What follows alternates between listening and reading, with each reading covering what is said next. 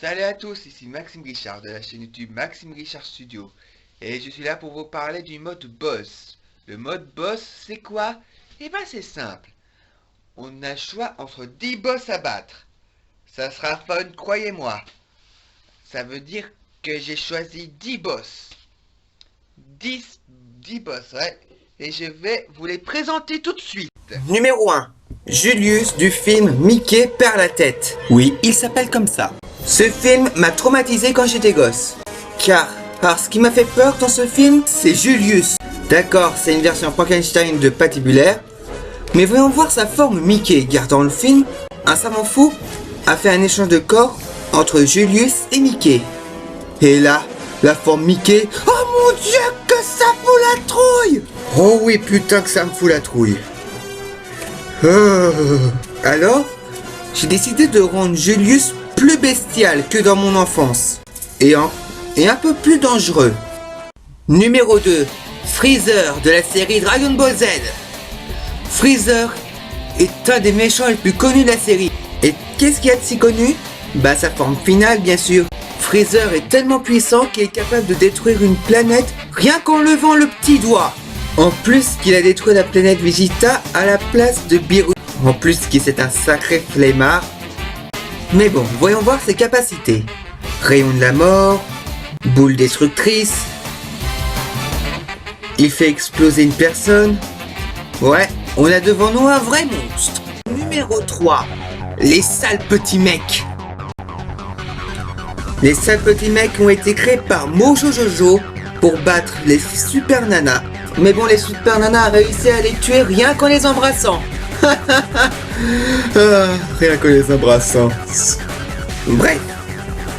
Et ils étaient ressuscités par lui. Et là, ils sont devenus plus résistants aux bisous. Mais à part ça, ce sont des trios redoutables. Numéro 4. Darkrai. C'est un Pokémon légendaire. Il apparaît dans les nuits sans lune pour faire peur aux personnes endormies en faisant des horribles cauchemars. Alors là, ce Pokémon est horrible. Et puis après tout, c'est un Pokémon, je peux lui faire apprendre n'importe quelles attaques. Alors c'est possible d'ajouter Darkrai en tant que boss. Numéro 5. Le Docteur Nefarious. Un super criminel aussi maléfique qu'impitoyable et mis au péril de nombreuses galaxies. Son crime le plus grave est d'avoir essayé d'utiliser la Grande Horloge pour la servir de sombre intérêt personnel. Personnellement, j'aime bien le Docteur Nefarious. Il est un peu hilarant. D'ailleurs, j'ai comme une idée de l'ajouter en tant que boss, car il a des attaques intéressantes. Il lance une horde de roquettes, un super laser. Il appelle, son majordome pour appeler des renforts. Alors là, c'est un vrai boss. Numéro 6. Dark Maul de la série Star Wars. Il a un sabre à double laser, lui permettant d'avoir une grande défense. Il est aussi rapide et il est capable de faire un tremblement de terre rien qu'en faisant une charge au sol. Numéro 7. Créamin. C'est le boss de tous les Super Smash Bros. Il a plusieurs capacités. Il a des doigts qui lancent des rayons laser.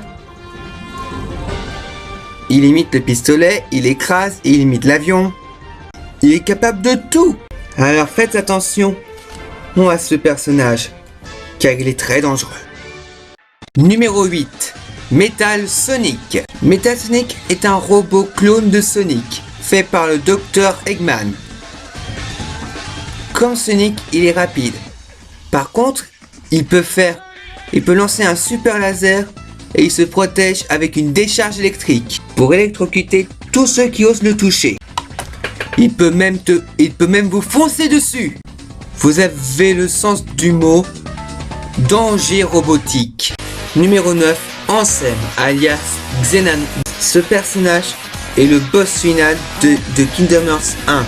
Il peut invoquer plusieurs sans cœur et il utilise son gardien pour se défendre. Faites attention car ce boss est dangereux. Et enfin, numéro 10, la panthère d'acier de mon film B4-2. La panthère d'acier est capable de se cloner et envoyer une décharge électrique. Il peut même invoquer une main pour faire un énorme coup de poing. Ce sorcier est dangereux. Et faites attention à ses clones, car il faut mieux le reconnaître, être l'original. Voilà, je vous ai cité tous les boss. Et je vous remercie aussi d'être 60. avoir abonné à la chaîne YouTube Maxime Richard Studio. Merci bien. Et continuez comme ça à regarder les vidéos, mettre des pouces bleus et enfin tout quoi.